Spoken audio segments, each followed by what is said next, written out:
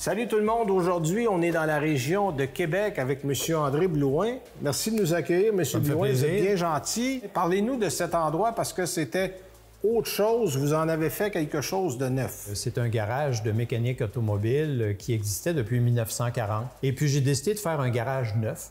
Et oui, on le voit d'ailleurs. Au goût du jour et aussi aux normes santé et sécurité, parce que pour moi, c'est quand même assez important.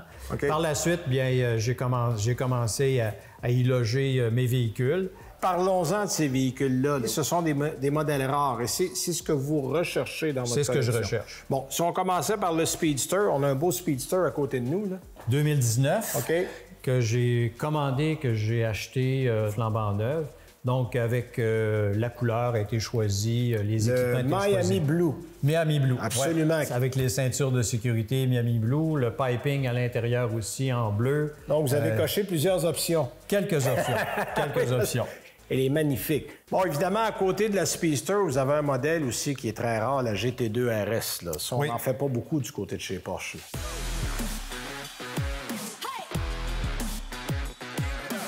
C'est une série 991. C'est le deuxième modèle de la GT2 RS. Le premier était sorti en série 997. Oui. J'en ai eu une d'ailleurs, une 997 qui était une édition limitée à 500 exemplaires. J'aurais jamais dû vendre ça. C'est une des erreurs de ma vie. Ça, à chaque fois que j'entends quelqu'un qui me dit ça, il dit oh, j'aurais donc dû la garder. J'aurais donc dû la garder. Fait que finalement, j'ai pas fait l'erreur deux fois. Et celle-là, c'est un des modèles 2018. Et c'est la Porsche de rue, qu'on pourrait dire, qui est la plus puissante qui a été fabriquée. 700 HP. C'est la plus rapide aussi. À ne pas mettre entre les mains de n'importe qui. Donc, à côté de la GT2 RS, on va s'approcher tranquillement. Ça, c'est une sport classique. Sport classique. OK. Les modèles 2023, série 992. Et seulement 1250 exemplaires de par le monde ont été faits. Ça, qu'est-ce qu'on a mis comme moteur dans celui-là par rapport à toutes les 911? En fait, le moteur, c'est un 3.8 bi-turbo qui développe 550 HP. Ah, quand même. C'est en fait une base de 911 turbo. Ouais. S, mais manuelle. Donc, elles sont tous manuelles. 7 vitesses manuelles. Et, comme vous le savez, les 911 turbo de dernière génération sont toutes à traction intégrale. Oui. Celle-là ne l'est pas.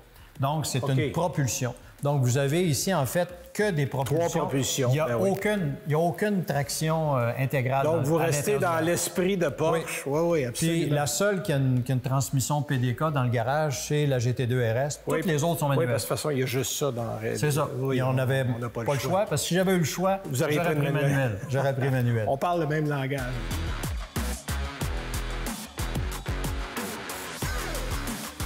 Bon, si on lève les yeux, là, un modèle très, très rare, parce que, si je ne me trompe pas, il n'y a jamais eu ça au Canada, ce modèle-là. Cette génération-là de GT3 RS. Là. Ni aux États-Unis. C'est la première GT3 RS dans l'histoire de Porsche. Cette année-là, c'est un modèle de production de 2004. Et c'est une auto qui a été fabriquée. Il y a 682 exemplaires dans toute la production. C'est une des 3 voitures de Suède que j'ai importées. Directement de Suède. Directement de Suède. Arceau de sécurité, vitre en plastique à l'arrière. Pour alléger. Le capot est en fibre de carbone, l'aileron en arrière en fibre de carbone, les miroirs en fibre de carbone. Ça, c'est une voiture de piste. Là. C'est une voiture de piste qui a une tenue de route absolument extraordinaire et un son hallucinant. Hallucinant. Oui, je sais, j'ai eu la chance de conduire, pas cette génération-là, l'autre après, mais c'est fou. Ça aussi, il faut être un bon pilote. Ça, la rouge derrière, c'est le seul, vous me dites, ça, c'est pas vraiment un modèle rare. C'est un beau modèle, par exemple. C'est une Carrera, ça. Oui, c'est une voiture canadienne, 1987, que j'ai achetée cette fois-ci à Vancouver. OK. Je l'ai pas restaurée, mais réparée. Puis je l'ai mis vraiment pour qu'elle soit A1. Et c'est la voiture préférée de mon épouse parce que l'été, quand il fait beau, on baisse le toit. C'est une décapotable, ben oui. Et puis, c'est vraiment une voiture qui est facile, qui est agréable. Moi, si vous m'invitez, j'irai en Speedster. Moi. En Speedster? Elle ne déteste pas la Speedster aussi. D'accord. Je vous dirais qu'elle aime ça. Mais c'est vrai qu'il y a un petit côté d'époque là-dedans qui est le fun. Oui, c'est une auto qui est des voitures, c'est des belles rouleuses. Là. C'est le fun à amener sur la route, ça. À côté, vous avez un modèle fort intéressant qui est en restauration, on peut dire ça comme ça?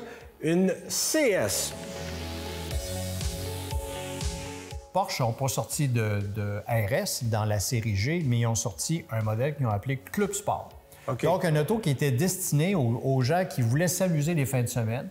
Donc, une version qui est particulière, qui a été faite à 340 exemplaires.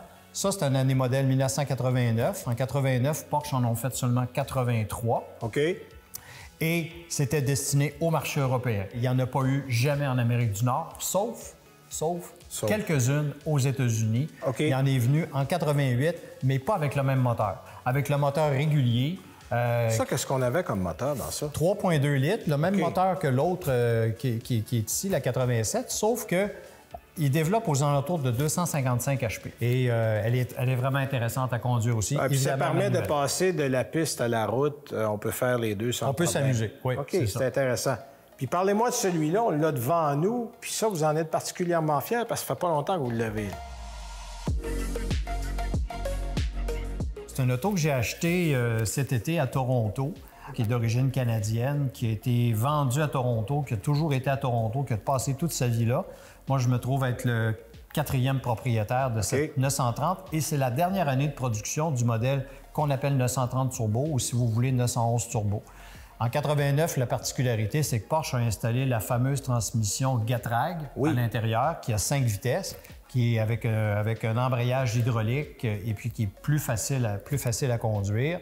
C'est une auto qui a eu une faible production. À peu près 700 voitures ont été faites. Ça, c'est à travers le monde? À travers le monde. OK. Ça frôlait les 300 km/h à l'époque, là. Oui, puis c'est à 300 forces de moteur. C'est à 300 forces de moteur. Puis c'est pas très, très pesant non plus. C'est quand même relativement la léger. sécurité n'était pas là où on est aujourd'hui. Fait qu'on n'avait pas autant de réglementations à respecter. Ça faisait des véhicules beaucoup plus légers. Alors, avant d'aller voir votre jolie salle de réception en haut, parce que l'atelier, ce n'est pas tout, on va passer par l'endroit où vous passez le plus de temps quand vous êtes ici. Parfait. Effectivement. Je vous suis. D'accord. Bon, bien là, on est dans l'antre de la bête. Est-ce qu'on peut appeler ça comme ça?